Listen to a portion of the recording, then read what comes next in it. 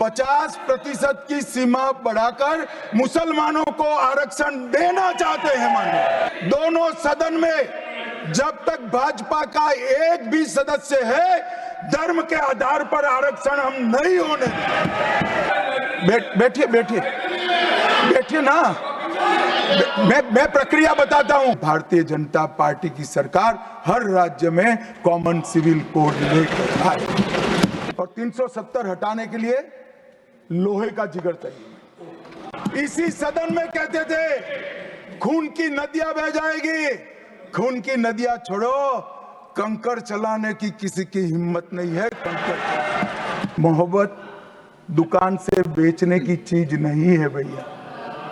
मोहब्बत प्रचार की चीज नहीं है। मोहब्बत दिल में बसाने का जज्बा है और मोहब्बत दूसरों को महसूस कराने का लम्हा है।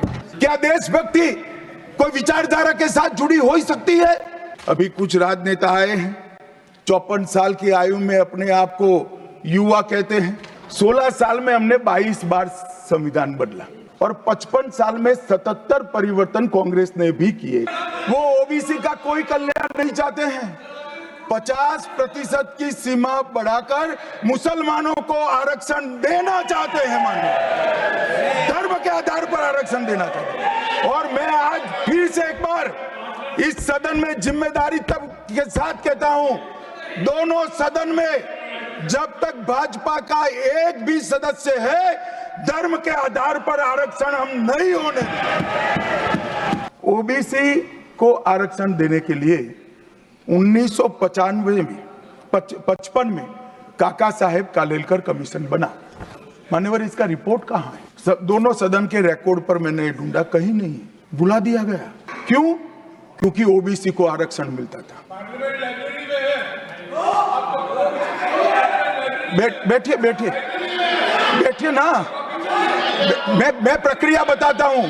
मान्यवर, कोई भी रिपोर्ट आता है, कोई भी रिपोर्ट आता है, अरे सुनो, कोई भी रिपोर्ट आता है उसको कैबिनेट के सामने रखना पड़ता है। फिर इस पर कार्यवाही जो की, उसकी रिपोर्ट के साथ संसद के सामने रखना है। सही कह रहे हैं, उन्होंने संसद में लाने की जगह पुस्तकालय में रख दिया। ओबीसी का आरक्षण इन्होंने लाइब्रेरी में रख दिया। समाज के जीवन में इतना बड़ा सामाजिक बदलाव करने वाले कानून को उत्तराखंड सरकार ने मॉडल कानून के रूप में पारित किया है।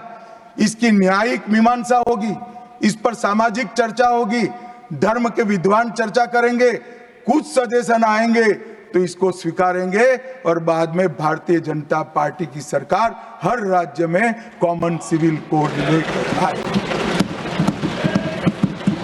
आज तक नहीं मिला, वो भी कांग्रेस पार्टी के तुष्टीकरण की नीति थी। 370 पर कई बार चर्चा हुई है, मैं ज्यादा कहना नहीं चाहता। सब जानते हैं कि एक टेम्पररी प्रोविजन को अनौरत संतान की तरह अपनी गोदी में 70 साल तक कांग्रेस ने खिलाने का काम किया और 370 हटाने के लिए लोहे का जिगर चाहिए। और जब देश के प्रधानमंत्री नरेंद्र मोदी जी 2019 में फिर से प्रधानमंत्री बने, एक ही झटके से इसी सदन में 370 और 35 को समाप्त। इसी सदन में कहते थे खून की नदियां बह जाएगी, खून की नदियां छोड़ो, कंकड़ चलाने की किसी की हिम्मत नहीं है। मान्यवर, मैं आज आपको बात कहने आया हूं। अभी मैंने कुछ समय में मोहब्बत की दुकान के बहुत नारे सुने। मोहब्बत की दुकान देश के हर गांव में खोलने की महत्वाकांक्षा वाले लोग भी बहुत भाषण उनके मैंने सुने हैं। मेरा उनको कहना है, मोहब्बत दुकान से बेचने की चीज नहीं है भैया। मोहब्बत प्रचार की चीज नहीं है। मोहब्बत दिल में बसाने का जज्बा है और मोहब्बत दूसरों को महसूस कराने का लम्हा है। अगर इतना समझ जाएंगे तो और कोई तकलीफ नहीं पड़ेगी। मान्यवर सावरकर जी के सामने जो वीर लगा है ना, वो कोई सरकार, कोई पॉलिटिकल पार्टी की चुनी हुई सरकार ने नहीं दिया है। इसके सामने वीर, उनकी वीरता के कारण 140 करोड़ लोगों ने। मान्यवर आज सावरकर जी की एक उक्ति में यहां पर कहना चाहता हूं। उनका एक मराठी में वाक्य है, तुझ साठी मरण ते जनन, तुझ बिन जनन ते मरण।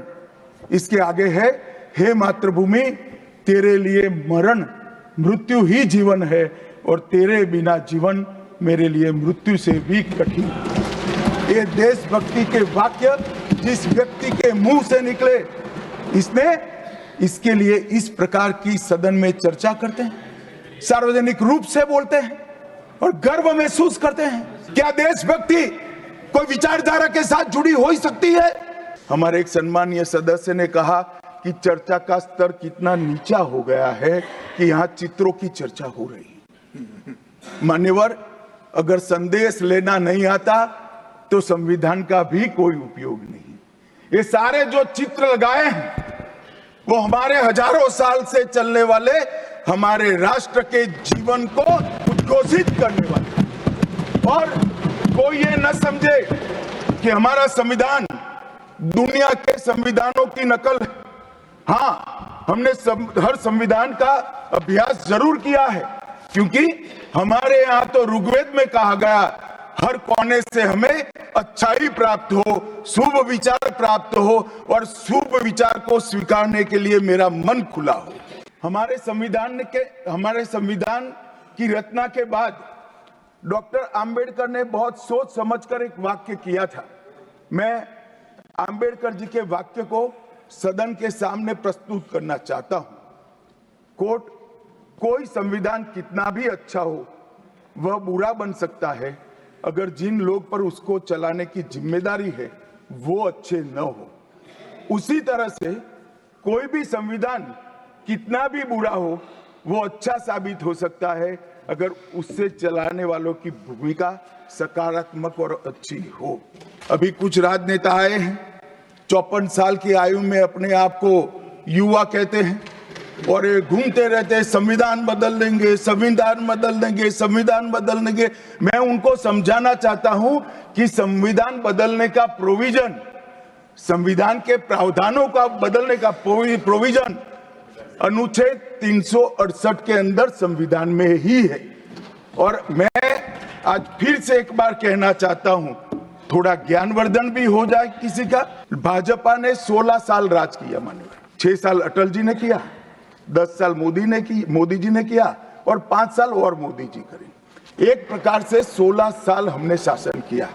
16 साल में हमने 22 बार संविधान बदला, संविधान के अंदर परिवर्तन की। और कांग्रेस ने 55 साल करा और 55 साल में 77 परिवर्तन कांग्रेस ने भी किए, कांग्रेस के शासन में भी हुए।